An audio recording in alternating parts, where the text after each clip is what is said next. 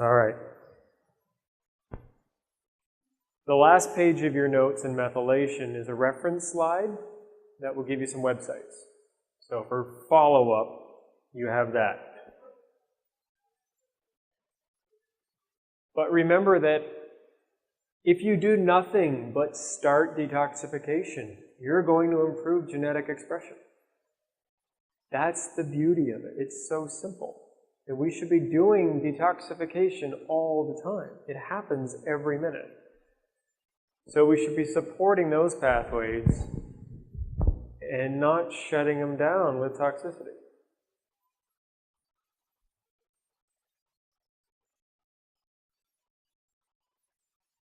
That's functional medicine. I'm not a big fan of the word, right? Medicine. It just doesn't ring right. So what I'm going to do for the next hour is give you my take on medicine, which is Chinese medicine. Any TCM practitioners? Okay, so this is for you, man. This is all about the spleen. Talk about the yin and the yi and all that fun stuff. And if you're not a Chinese medicine practitioner, it's okay. We're not going to leave you. So, remember that D is for DNA. D is for detoxification. The spleen has a lot to do with detoxification, immunologically, energetically, so on and so forth. So a quick refresher. Mark Anderson would be so proud. This is the triad of health. Remember that stuff? I added the heart, because in Chinese medicine, if the spleen fails or you have an imbalance or a deficiency or excess, the heart is involved as well. So the herb Rhamania glutinosa, is an adrenal herb. It's also a pituitary herb, but in Chinese medicine, it does this stuff. It's a cooling herb. Our spleen is part of a much bigger system. One of the questions I ask patients is, so show me where your immune system is. Point to it. Where is it? Huh? Good patients will go here, right? There's our immune system. But there's the majority of it. But what about the rest of it? What about your lymphatic system? Our lymph system is ignored. We can do better. The spleen is a major factor in the lymphatic system.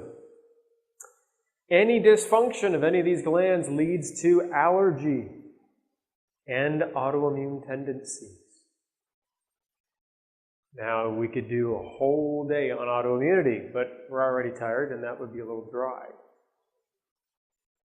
Addressing the health of the spleen gives you an opportunity to hit autoimmunity before it expresses itself. So here's what we need to have a healthy immune system. I just threw up a bunch of nutrients. We all know these. We all use these. First person to say, but it has gluten. Get something thrown at them. We're all up to speed on the latest on gluten. All right, remember the gluten summit? Gluten's going to kill us, right? I am bred from the planet Gluton. Okay, everybody in here has probably tried themselves on a gluten-free diet. We know all there is to know about gluten. What nobody bothered to ask is how the heck can an entire population become that sensitive to a single protein? Toxicity. So it turns out gluten is the perfect molecular weight and size to slide through that gap junction in a leaky gut. So of course it's going to be the first molecule to form antibodies to. So it's not that we're all dying from gluten poisoning. We're all dying from leaky gut. All right, that's all I got to say about gluten. And Dr. Tom O'Brien, who did the Gluten Summit last year, will reinforce that concept this year. All right. That looks a lot like Immuplex, right? Look at the label on Immuplex. Immuplex is a spleen formula. So when you look at Chinese medicine and you try to interpret these ancient texts, because nobody speaks like that anymore, some of the best translations, Bob Flaws is one of them, we start talking about the spleen, and if you think about it from a modern point of view, if you overtax the spleen, you get all these symptoms. Well, these symptoms sound like most of our patients. GI distress, joint pain, a lot of the stuff we saw in methylation. And when you get into Diseases of the humors, that's where we're getting into some old type Greek medicine. But overall, the Chinese view the spleen as a major organ. And modern living has fried the spleen. So if you've ever had a sore gut, maybe you ate too much pasta and you're laying there moaning, but it feels better when you put a hot pack on your belly, that's a sign of spleen disharmony. In Chinese medicine, the spleen's purpose is to take food and turn it into qi. Okay? So if you eat standard American diet, you're going to have a standard American spleen, which is a sick organ. And diseases of the lymphatic system are very difficult to treat. So let's prevent them. Common, right? You can only throw so much Zypan at that. Right? How much HCl do you really need? What is abnormal stool? When's the last time somebody had a normal stool? Or any stool for that matter? A CDSA 2.0 from Genova is an easy stool sample to do in the office, or do it at home, right? We don't need pictures. And that'll give you a great breakdown of what's in that poop, right? It's a 3-day test. Most people have weird stuff in their stool. I tested a gentleman from India who had stuff I've only read about in public health, right? He's like, but I feel fine. You're not fine, man. You got stuff growing in your belly that came from the Ganges and it needs to die, okay? So gut flora complex that was already discussed is one of those herbal combos that will kill pretty much anything that doesn't belong, okay?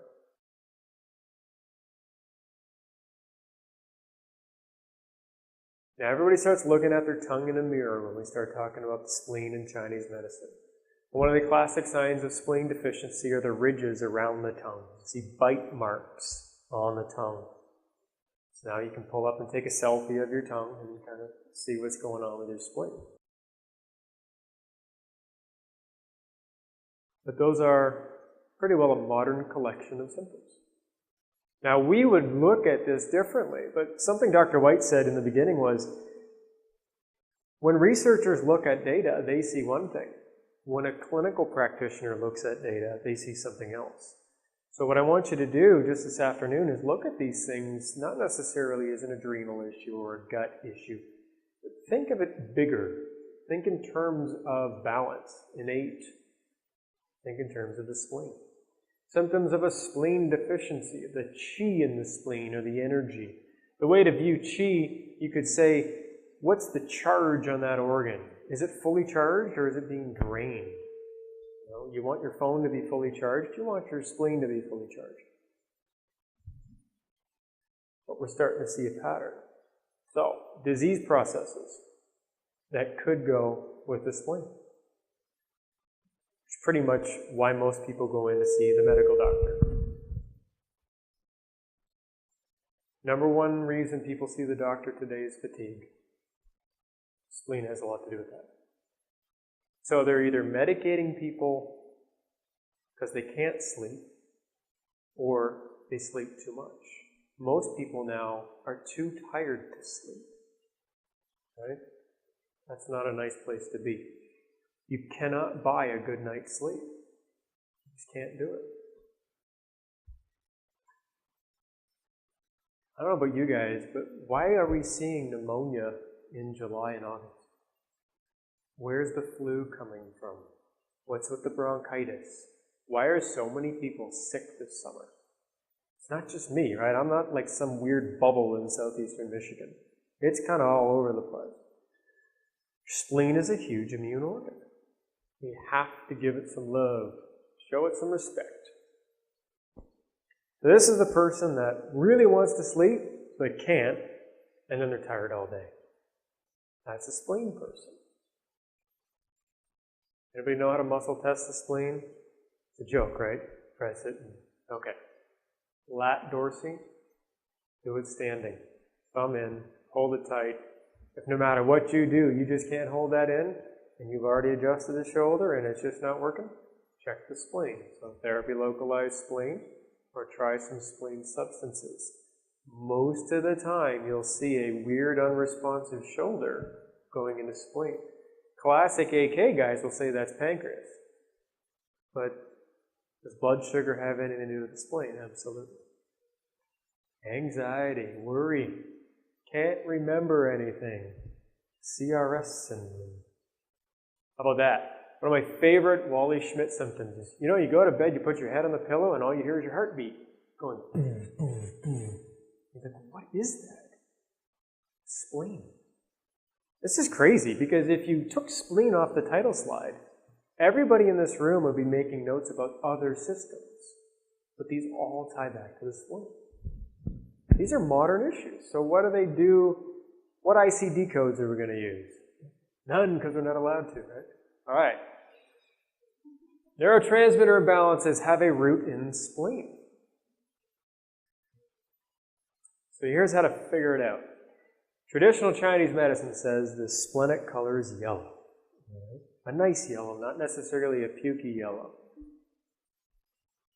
We're looking at the mouth.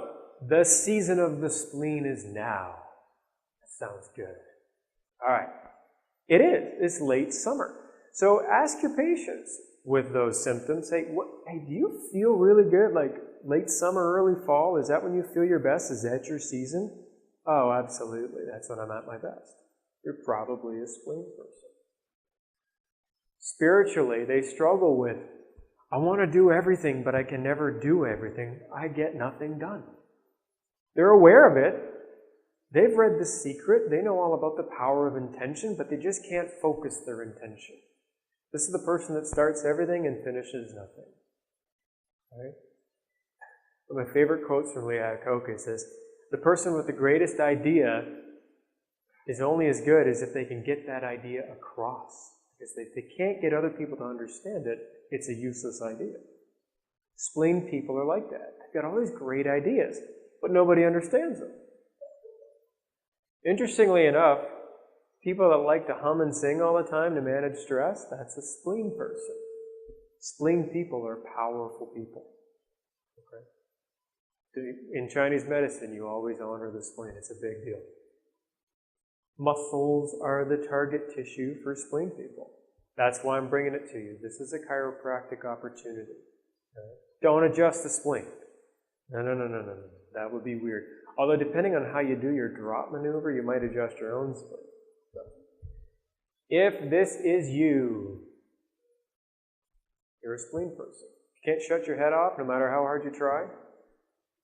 You're a spleen person. So you tried alcohol, helped you fall asleep, and then you woke up even worse, you're a spleen person. Spleen, liver. Remember the first slide? So one of the best ways to help the spleen is help the liver. And the thymus plays a piece there. So Bob goes on to say that anger, worry, and fear can damage the original chi. So when you were born, according to Chinese theory, you are gifted the chi from your mother and father, and then the rest comes from your environment. If you abuse yourself, you can dampen or put out a lot of that fire. So this is where a lot of these people who are holistic healers and life coach type people, and they can channel the inner wisdom of the gods and this and that, a lot of them are spleen people. And if you dig into their history, there's always been some type of childhood abuse that triggered that. So now you should go through your patient files and think, okay, how many people are really intuitive? And how many of them will admit to some type of abuse as a child? That's a spleen person. That causes disease. Stress causes disease, correct? This might be one of the mechanisms. We don't fully understand it. It's kind of hard to test stuff like that. But remember, you see what's in front of you, and if you've treated 1,000 people the same way and they all get better, we don't really need a research study to show why. We just know it's working, so we're going to keep doing it. We live in a spleen-deficient culture. The last stat I read is by 2020, so 6 years from now, 70% of Americans will be diabetic. Okay, so look around, right? That's not going to be us. But that could be the country. What's the cost of diabetes? Very, very expensive. We can't afford to be sick anymore. We have the best healthcare money can buy. Dysbiosis is the easiest way to treat the spleen. If you have a dysbiosis, get rid of it. And I'll show you how. Irritable bowel, acid reflux. It's a broken record. You could just do geriatrics and pediatrics if you just focus on the spleen. Let's talk about what we're going to do. Today's sessions are damaging your spleen because there's a lot of thinking going on. And they keep the blinds closed, and we have windows. You need to get outside. One thing I didn't get to mention regarding beets and nitric oxide, the spleen, circulation. If you take 6A of beta food and go out in the sun and worship the sun god Ra, okay, it turns out that UV light will accelerate that nitrate metabolism and give you a boost of nitric oxide. So if you're a sun worshiper, and of course you should do it before 11 a.m. and after 4 p.m., all that stuff, take some A of beta food first or drink some beet juice to see if you feel different. Now what's the color of beet juice? Red. What's the color of blood? Red. The Chinese love this stuff. What's the color of the spleen? Red. See the theme? So, UV light beats spleen energy. Try that out. That's why athletes are starting to look at beets as a superfood for performance. And apparently, and I can say this, sometime first quarter next year, SP will have a new food bar that uses beetroot. It's going to be a high nitrate food bar to support that pathway, those metabolic pathways. So they're on this, they've got the research, they know what to do. Now we got to figure out how to make it taste good. All right? Make sure you stick your face in the sun tonight. The sun's not going down for a bit. This is pretty much all of us, right? And I just keep flipping. How many people can eat nachos, text, and shave while driving a stick shift? Right? I mean, we can do it. We're good at multitasking, but there's no such thing. You cannot keep this up. It's not sustainable. Do not sleep with your phone next to your head. Electromagnetic radiation destroys your spleen. That's one of the causes, theoretically, behind this stuff causing this stuff. EMF radiation is extremely stressful via the spleen. Spleen could actually be a big antenna. It's a very electrical organ. I don't know what we're talking about there. I mean, you could go a lot of different ways with that, right? However, chronic video gamers, people that just absolutely have to play, that's all they're thinking about. That's a spleen person. And here's where it gets weird. We're all familiar with yin and yang, right? The eternal balance between high and low, big and small, all that stuff. Basically all about balance. The spleen is kind of the equilibrium of balance. It helps swing you into balance. If you blow your spleen out, you have a very hard time coming back to balance. Classic case would be Rob. He had his spleen removed due to a motorcycle accident in the 70s. He comes to see me a couple years ago, and he's got the worst scoliosis I've ever seen on a fit guy. And it was because they removed his spleen. So immediately, he was all contorted. Looking at him, I said, "What do you want me to do?" He said, "Well, my chiropractor adjusts me twice a week, and I feel okay." I said, "All right, well, why don't we just fix the problem? You had your spleen removed, right?" I said, "Okay, let's give you some spleen." So we gave him desiccated spleen. I gave him a homeopathic spleen. We did spleen protomorphogen. We followed some spleen ideas that you'll see involving lots of warm foods. He got off the raw food diet he was on, and within 6 weeks, his scoliosis was gone. And it hasn't come back. And he said to me, and this guy's like hardcore out there, right? He says, yeah, doc, so I was meditating, and I did what you said, and I thought, what if I could, like, meditate the energy of my spleen back in there? So the organ was gone, so he visualized the Buddha healing palm, and he brought that energy in, and he anointed the missing spleen. Hey, it worked, right? Now, whether it was the nutrition, maybe it was the infrared, maybe it was what he did, it all worked. This guy has no scoliosis, like that. And all because we thought to ask, well, maybe, Rob, that you shouldn't have had it ripped out. Maybe we should have done some other things. But you're going to see people who have had the spleen removed due to trauma. So, what do we do? Look at all the things the spleen is part of. That's why Uniplex is such a genius product. That's why echinacea is probably the best splenic herb you can use. And you won't find that in the Chinese text, because the Chinese didn't use echinacea. It's an American herb. We should be proud of it, right?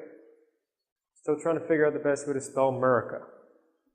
Not sure if I want to use an accent just to freak some people out. All right. So medically, I have to show you the physiology component. If you look up spleen in a medical textbook, what's it say? Don't need it, get rid of it. See appendix. Right? Okay. We maybe do need it. Kind of does a lot with our blood cells. Remember that note on ferritin? People with low ferritin might want to look at their spleen health. People that tend to eat raw food diets tend to have spleen issues. The spleen cleans up the blood, right? You need it. It recycles the blood. Remember, every about 90 to 105 days, you recycle your red blood cells. So why does it take 3 months for a nutritional protocol to work? You need new blood. So if your RBC zinc is low and you want to raise it, it's going to take 3 to 6 months. Because the spleen's going to break down the blood cells and give you a new batch. So if somebody says, this stuff isn't working, I've been on it for a week, you're still using the same old blood that you had because your spleen sucks. We got to get it healthy. It's going to take 3 to 6 months. I had a Parkinson's patient, brought on a heavy metal Parkinson's patient, and she says to me, she says, this just isn't working. It's taking too long, blah, blah, blah, blah, blah. I said, okay, I told you it was going to take a year. It's been 9 months. You know, what's wrong? She says, well, you know, I'm not better. Just stand on one leg. She's like, okay. Switch hands. She's like, okay. Where's your tremor? Well, I'm still tired. Your tremors are gone. You have balance. You can touch your toes, you can drive, but I'm tired. Give me 3 months, right? Give it time. The spleen needs time. A lot of people, and you can see them, they look anemic, they smell anemic. I'm tired. You're not building quality blood. Chlorophyll complex is a really cool tool. I suggest you use it to help build people's blood while supporting the spleen. Does sleep apnea have anything to do with hypoxia? That's what sleep apnea is. You stop breathing. Spleen's a good place to look for sleep apnea patients. Ginkgo can repair the damage from hypoxia. Food for thought. When you get sick, spleen can remove the critters. Lyme disease loves the spleen. All Lyme patients need spleen support. Isn't it wonderful that nature, whoever, decided to make echinacea root and that the alkylamides in echinacea root target the spleen via natural killer selectivity? Who'd have thunk, right? Wow, that's pretty neat. A plant that was made for us. Love it. So that's what's in the spleen, and they want to rip it out. Probably want to keep it. So you do need your spleen. Foods that zap your spleen. Dairy Queen. Hot dog and ice cream. That is spleen destruction. You can always tell a raw food patient because their spleen is toast. So we're all familiar with the Price-Pottinger Foundation, and they talk about, so many percentages of your calories should be cooked, so much should be raw. Spleen patients need to be more on the cooked side of things until you restore health. One of the traditional Chinese recipe situations is a bone broth. Warm, nutrient-dense bone broth. If you want some recipes, grab Nourishing Traditions, Sally Fallon. So, modern living destroys your spleen. So what?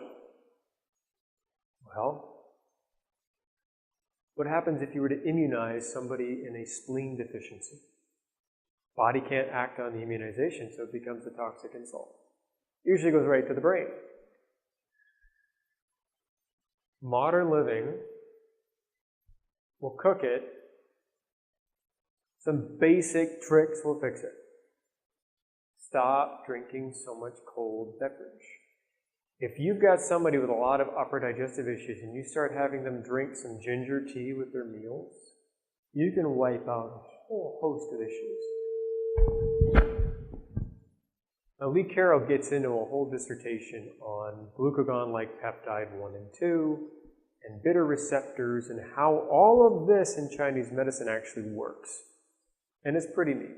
But I'm going to tell you right now that ginger talks to your small intestine and your stomach. There are smelling receptors. Your small intestine can smell. Bitter receptors pick up those things, and those receptor sites talk to the brain. And all of our organs have them. So the spleen has bitter receptors. For some reason it loves ginger. Now the weirdest bitter receptor so far are the testicles. And I want to be there when they do another study on that, because how the heck are they going to figure out that the testicles have taste buds, right? But they did it.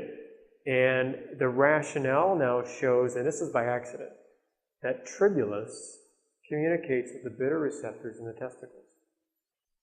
So now we're starting to see the human body from a whole new light, that there's systems of sensors that we had no idea existed.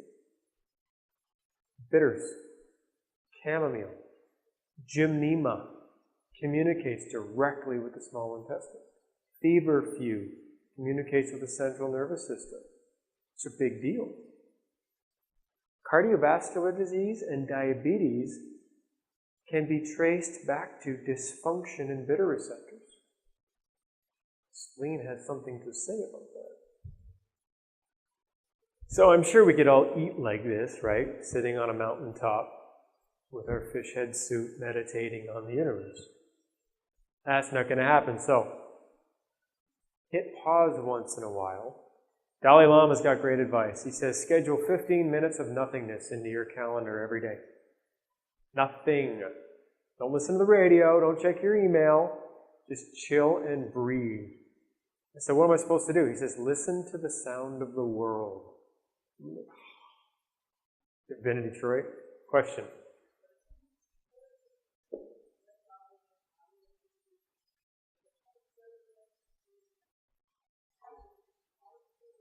Yes. Time magazine. Hydrogen sulfide. Turns out that other people's gas is cancer protective. Now they can publish that, but we can't talk about turmeric and its effect on heat shock protein 70, right? Yeah. So yeah, if everybody wants to do the garlic challenge tonight, then tomorrow we'll have some anti-cancer effects. And that's good media. Which is why you should never let your patients get health information from the media. As soon as I hear Dr. Oz, I hang up, right? And if somebody says, well, I read on the internet that, we're done.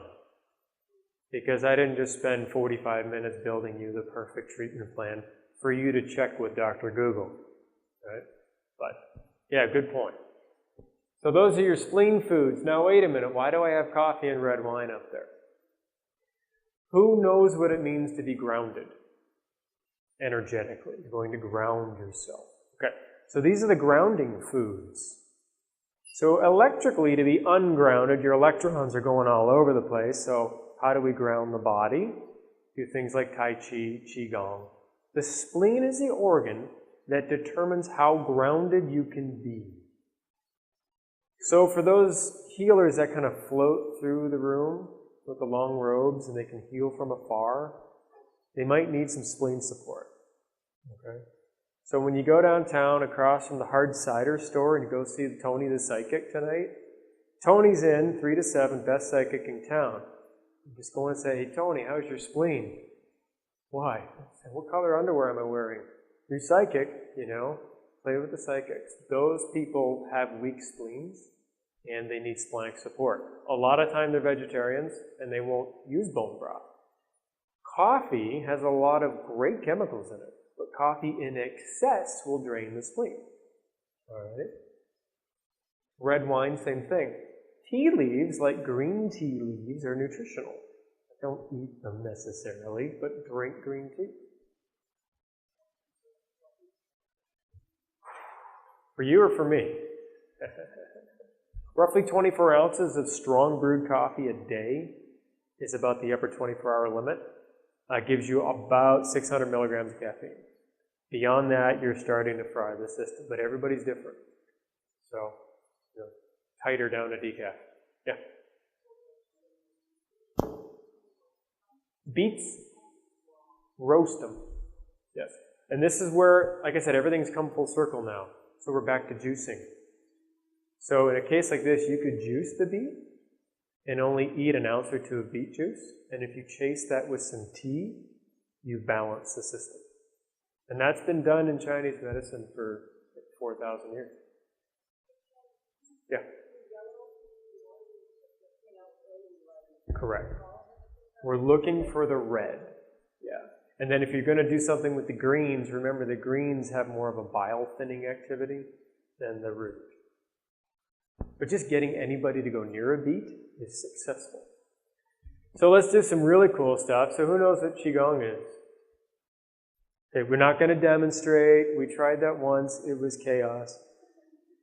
So when I talk about separating heaven and earth, there's specific martial art moves to balance your aura, your humors, to keep the craziness here away from balance down here. So find somebody who teaches martial arts to show you that. Or better yet, take a Qigong class. Healing sounds for the spleen. There's different hums, there's different prayer bowls, you can download stuff. There are 7 healing sounds that correspond to the 7 chakras and all that cool stuff. Open your mind. Look at some of this. This is real. They're doing it around the world. We don't always have to be so technical and medical, right? Get back in touch. When you adjust the sacrum, you are adjusting the root chakra. When you adjust T6 through 8, you are adjusting the spleen. Okay? Keep that in mind. I'm pretty sure Guns N' Roses is not a healing sound. And studies support that. What is an animal frolic? Roll around with your dog. Play with your cat. Studies have shown that you can change neurotransmitter levels by playing with an animal. If you like pythons, so be it. I just don't want to watch. Right? But there's a lot to dogs and cats. There's an interaction. There's always been. Let's get back to basics. What is standing like a tree? It's not tree from yoga. Okay, I'll show you a picture of it. It's grounding yourself into the earth. So a good martial arts practitioner who stands like an oak, you can't knock them over. You hit them with a golf cart. They're still standing there. Like, what the heck? That person has a healthy spleen. All right? So if you know anybody or you yourself do martial arts, start asking your teachers about the spleen and they'll start opening up some of the cool stuff you can do to people. Like a properly placed maneuver in the splenic region will really take them down quick. Or if you want to drop their blood pressure really fast, there's certain points around the spleen that can knock them down. But it would be remiss of me to demonstrate those, correct? Right. What are we going to do about it? What do we have in our natural pharmacy? We have all of that. And that's good stuff. What's a mucilaginous herb? I heard okra. What was it?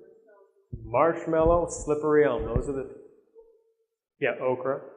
Was there another one? Mushroom? Yes, anything that's slippery and snotty. Anything that coats, anything that's soothing. But what's counterintuitive here is some of those are considered cold. And when you're treating the spleen, you need heat.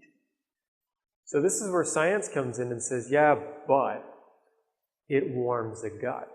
So if you warm the gut, you can warm the spleen. So we have ochrapepsin, right? We'll talk about that. Let's overlay some stuff we already have. One of the things I really don't enjoy is I'll go to a new seminar and I'll come back and I'm like, I got to get all this awesome stuff, and I'll buy $10,000 worth of amazing products and I'll put it on the shelves, and you're kind of like, sure hope I use this stuff, right? We already have this stuff. Let's use more of it. Let's learn how to reuse it. So of course, your broad spectrum enzyme, prosymbiotic, is a good probiotic with some probiotic yeast in it, correct? Organically bound minerals, chlorophyll, gut flora, those two guys. Astragalus is fun. You've seen Immuplex. HPA is all the buzz today, right? Do you treat HPA dysfunction? Who doesn't? Come on. Hypothalamex. I'm sure you'll hear lots about hypothalamex, correct, Dr. White? Rhodiola ginseng is an HPA tool. And I want to throw in Femco. Fantastic tool for getting the pituitary and the ovaries to communicate. And then my number one favorite is Nevaton. If you've ever needed a pill because somebody said, dude, you got to take a pill. Nevaton. Suck on two. And literally just kind of let things chill. So remember that splenic person is wound and they can't control the vibration because they're ungrounded. Nevaton can ground them back in. Skull cap, which is in Nevaton, is tremendous for the brain. So, that being said, Nevaton has St. John's wort in it. If you're not comfortable with St. John's wort, you can get the skull cap liquid and just use that. We've all had patients, they come in every week to be seen, and every time you walk in the room, they just look at you and they start to cry and they say, doctor, you've got to help me. I helped you last week, what'd you do? Stop freebasing medications. I didn't tell you to take that. Well, I read online, that was your first mistake. So the people that just keep self-sabotaging, look at skullcap. Pretty neat tool. And it's safe. It's also in Lithania complex. These are all great spleen supportive tools. This will get most people back into balance. But since leaky gut causes a spleen imbalance, what are we going to do about these guys? Biofilms and mycoplasmas are kind of the elephant in the room at a lot of conferences right now. Let's be afraid of stuff we can't measure, right? It's there, we can't see it, but it's going to get you. That's an easy sales pitch, right? Here, strap this to your chest and you don't have to worry about EMF. It's only 40 grand. Yeah, okay, don't do that. Mycoplasmas and biofilms are real, but you can manage them and you already have the tools. Gut flora complex will help. When you see the dysbiosis protocol, if you just did that, you'll be an expert in mycoplasmas. So here's the protocol. It's been tested and played with. I've tweaked it. It's not the MediHerb one.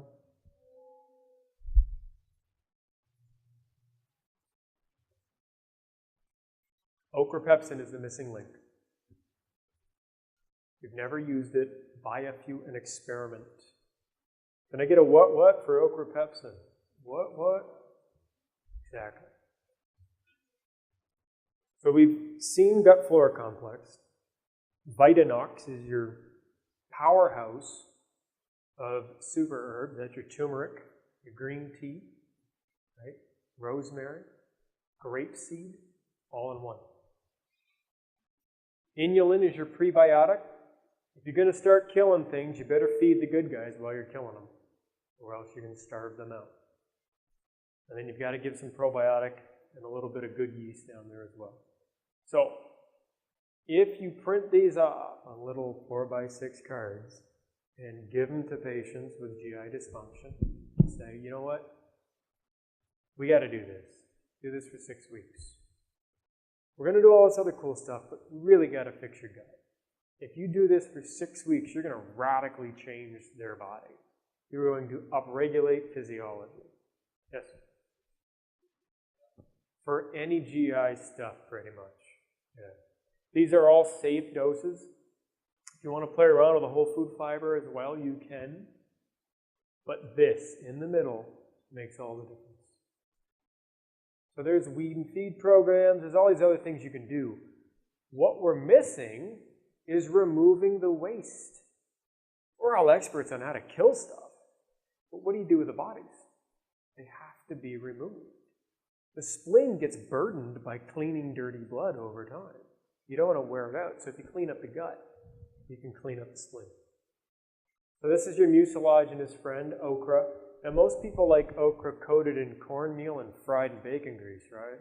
That's my favorite way to eat okra. Cracker Barrel makes a mean okra. Don't go to Cracker Barrel. The research on how okra interacts with the smooth tissue in the gut is fantastic. It's almost like putting a poultice on a burn. Okay? Now, way back in the day, they'd use comfrey. Then the FDA showed up, so they don't have comfrey anymore. But apparently, and I'm sure somebody can go into the Royal Library and prove me wrong, but the original formula for comfrey E3 was actually okra. So, what goes around keeps coming back. Stimulating immune dysfunction and cooling off the fire. You want to cool the gut and heat the spleen. That's how okra works. You can use this for a million different things. If you've got a wacky ileocecal valve that's not responding, throw some okra pepsin on it.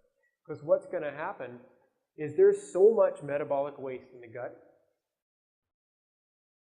that deactivating is only halfway.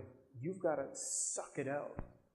So if you think of okra pepsin this way, you're going to grab the goop and start loosening it and pulling it off the lining of the gut. You're going to start sucking mucus out of the gut.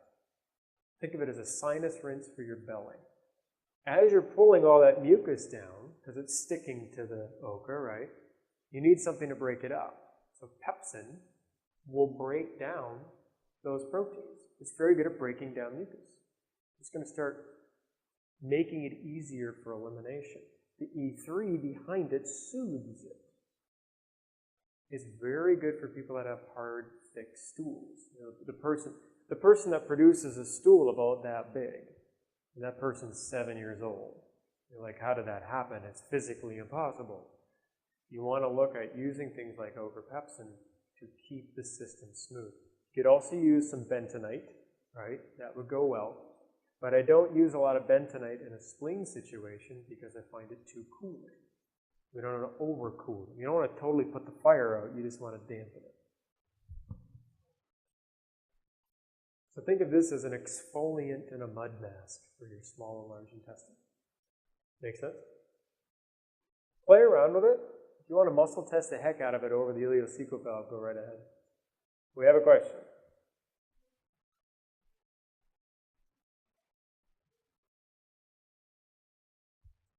The dysbiosis protocol.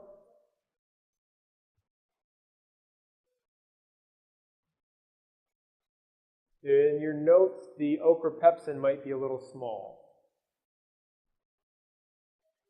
You see it? The question was, there's just some concern that the protocol looked different. Yeah, your notes will look slightly different. This looks better on the big screen. Sure? That's all. All right. So now that we've got the gunk moving, and we hope we can eliminate, what are we going to eat? Since we've stopped eating all of the silicone and everything else that goes into McNuggets, we are going to replace the junk with good stuff. Interestingly enough, you got to watch how much copper and iron go in the diet for a spleen person because they have a hard time processing it. A lot of times people think they need iron, what they really need is magnesium. So back to magnesium. And interestingly enough, is it iron or magnesium that's high in chlorophyll complex? Magnesium. Great spleen tool. Of course, this sure looks like a cancer diet, right? I wonder if they have anything to do with each other. Turns out that compounds in olive oil might be the next great anti-aging tool, except they can't synthesize it, so nobody wants to sell it. What does that mean for us? Eat olive oil, but not counterfeit Chinese olive oil. Don't get crazy with the protein yet. All right, keep it simple. 60 to 80 grams in a splenic case. They're cold, they're weak, they're exhausted. Classic signs of burnout, elevated resting pulse, really irritable. Those are spleen people. Tune them up. Play around with some fermented foods. Yes, you need to show your ID if you want to buy kombucha, right? Because it has alcohol in it. You ever made your own kombucha? That could get a little weird, so better know what you're doing. But pickles, kimchi, sauerkraut, those are good. Drink some good, clean water. I recommend drinking warm liquids with your meals if you're a spleen type. But don't go and microwave a glass of red wine, though, because that would just be very sacrilegious.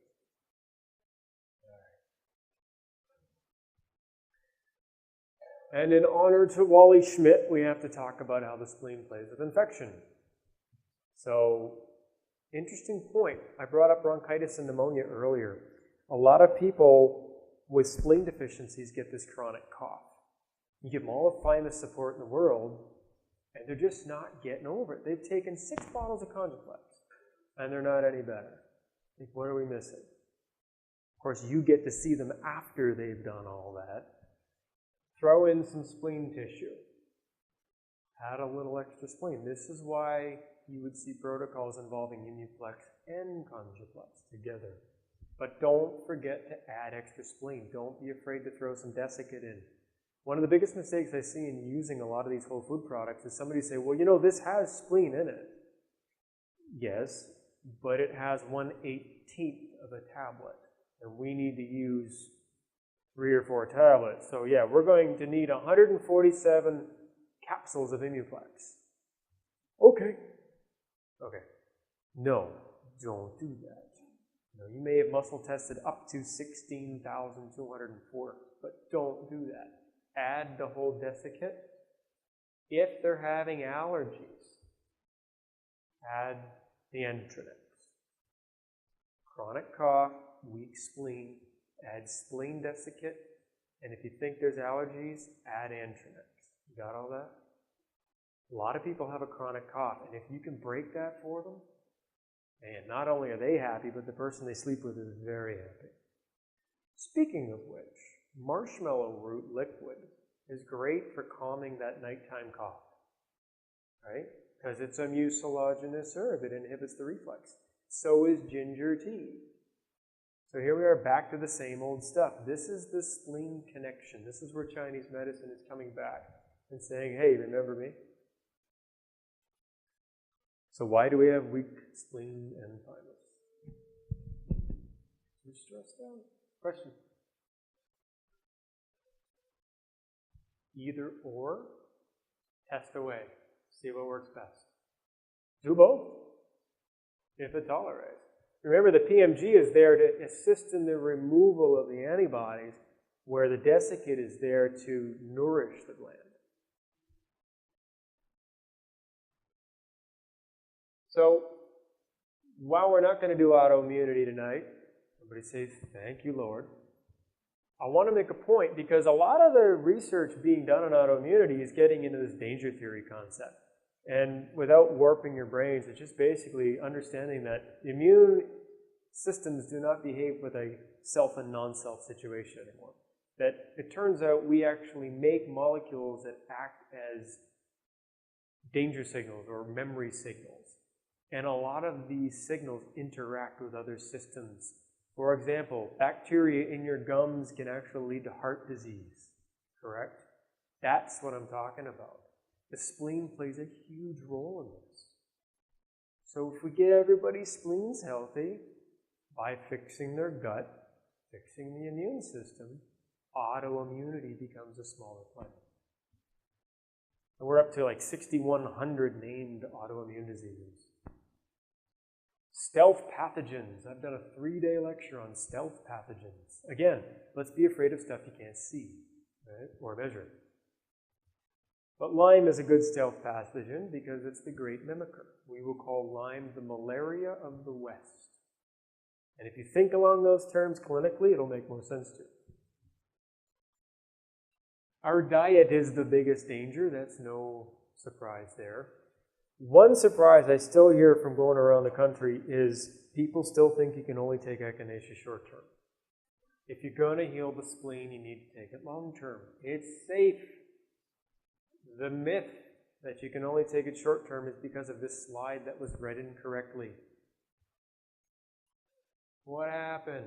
Yes, the immune system dropped. They stopped taking echinacea. So you've got great immune response, and then it dropped, and somebody misread it and said, oh, look, echinacea is burning you out. No, you stopped taking the echinacea. It fell back to a more normal level. Studies show that echinacea long-term produces amazing responses. Now, I was told I had to remove the title of one of my reference studies because it is called Echinacea, the Miracle Cure for Cancer. Can't say that. So I removed it from the slides. Colin, are we recording? Anyways, what are they going to do? Deport me? Right? I've already done that. So, what we're learning about echinacea is not only is it a splenic herb, it affects heat shock proteins in the immune system. So the longer you take echinacea, the more you can put up with, the bigger hit you can take. So it's like in martial arts, somebody says, yeah, go ahead, hit me, I'm working out. You gotta be careful who you tell that to, right? The longer you take echinacea, it won't matter because you'll be able to take a big hit. Okay? It's hormetic. Now, if there's no alkylamides in the echinacea preparation you're using, then it's not bioavailable. Because when you take echinacea, the only thing they can measure in the blood is alkylamides. Study after study after study. We watched Mediherb make echinacea. Wow. I mean, and I'll walk you through this. Echinacea comes in, big quarantine sticker. Okay, it's echinacea roots. They've even figured out what type of container to use so you can keep the alkylamides as high as possible. They've invented manufacturing processes to preserve the good stuff in the herbs. And 7 days later, when up to 90% of the good stuff's been extracted, you have echinacea liquid. And they blend it to make the premium, and that will sit in a big 500-liter tub until somebody says, oh, Palmyra called, we need more echinacea. So they wheel the tubs in, because Americans love the tablets, right? We've all had echinacea liquid. Yeah, good stuff, right? Give it to your friend. So we like the tablets. Okay, so we got to make tablets. So the question was, how do you take echinacea premium liquid and make a tablet? Lee Carroll figured out a way that if you put the liquid echinacea into this orange juice concentrating machine, right? It's whole food. You get rid of the alcohol, and out comes this goo. The goo gets mixed with some calcium and other stuff, and you end up with a tablet. And then they figured out a way to get that tablet to dissolve perfectly every time, regardless of the environment. So when you take that echinacea premium tablet, it's the same every single time. And if they send the tablet to the lab, the HPLC of that tablet will match the original batch every time. So the point I'm making is, if it's not Mediherb echinacea, it's crap. Because Mediherb they're the only ones that can prove that it's not crap. Anybody else that makes echinacea might be making a decent echinacea, but they don't have the reference material to prove it. Okay? So in an evidence-based world, when we're using herbs, you want quality, number one, you want safety higher than that. And you can guarantee that we're working in a safety system with Mediherb. Now, if you follow any of the studies on the cannabinoid receptors, echinacea activates CB2. Still talking about spleen, we're talking about life. CB2, anti-inflammatory. This is where that study comes in. You can read all about it in Carey's textbook. One of the ways to help modulate inflammation in the immune system is echinacea. So if you're looking for an anti-inflammatory for the immune system, think echinacea. All right? Nice little heat shock protein going on. The HSPs, the heat shock proteins, when you start looking at cancer, it'll blow your mind. That's what's going on. And we don't have the time this weekend to really dig into all of the different heat shock proteins and how the organism responds to stress and cortisol. Although I saw some slides in Dr. White's presentation, you talk a bit about cortisol tomorrow. But it's all related.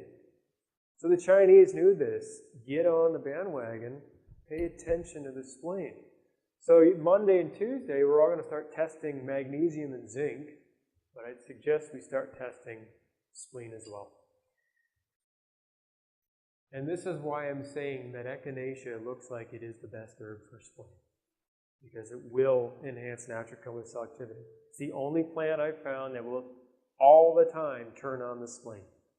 Astragalus is a close second, but that's a traditional Chinese perspective.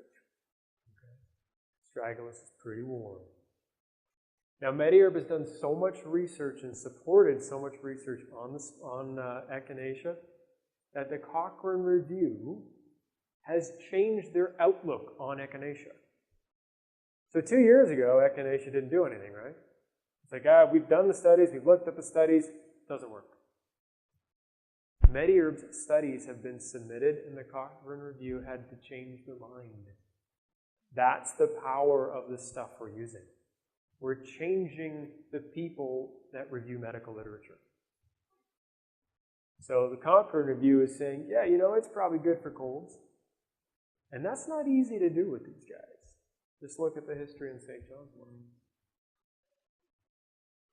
So anybody traveling wants to use echinacea. Personally, I like the andrographis complex better. But I take both because we can, right? And that is what standing like a tree looks like. So if you've got some wild kids that have had way too much sugar, bring it on down. Let them settle. I think we're all about ready to settle, right? Okay. Shake the gray matter. I know it hurts. If your brain is burning, it's because you don't methylate. It's not my fault.